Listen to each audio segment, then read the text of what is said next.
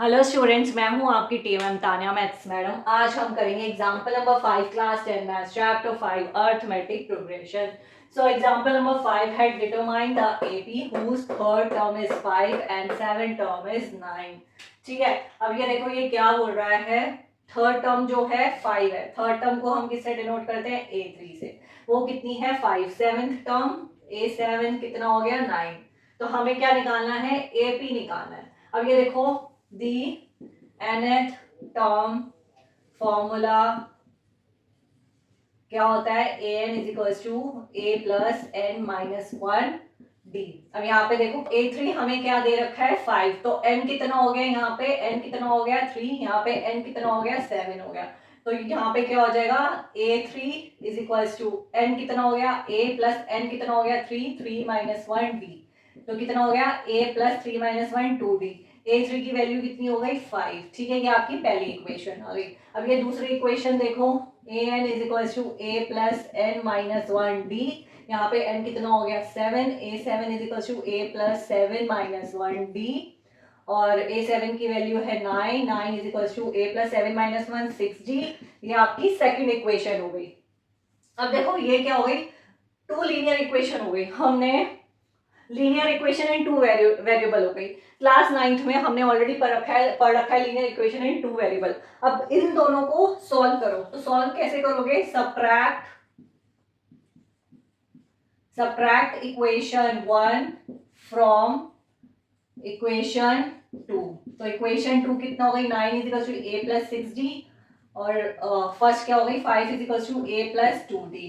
तो क्या हो जाएगा? माइनस, यहाँ पे प्लस है तो ये माइनस, प्लस है तो माइनस, a कैंसिल हो गया। 9 minus 5 4 is equal to 6 minus 2d 4d।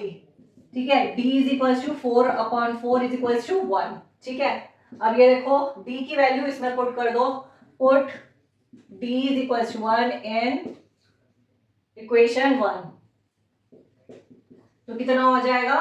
5 is equals to a plus 2d। a plus 2 a is equals to 5 minus 2 is equals to 3। a की वैल्यू आ गई 3 और d की value क्या आ गई? 1।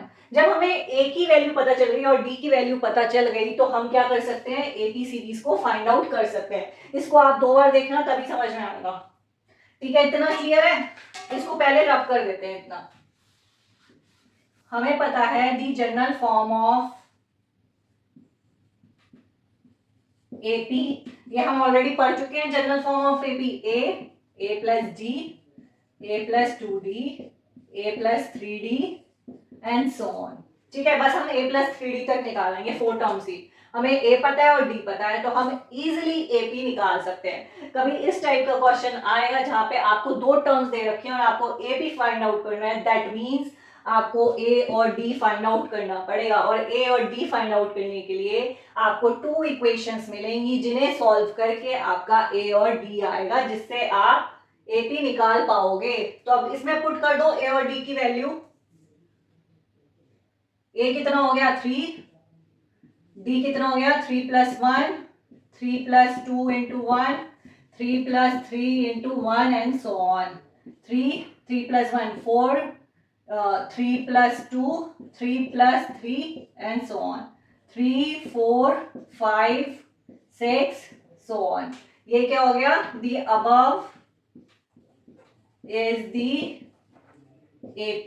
ठीक है, ये आपकी AP सीरीज आ गई।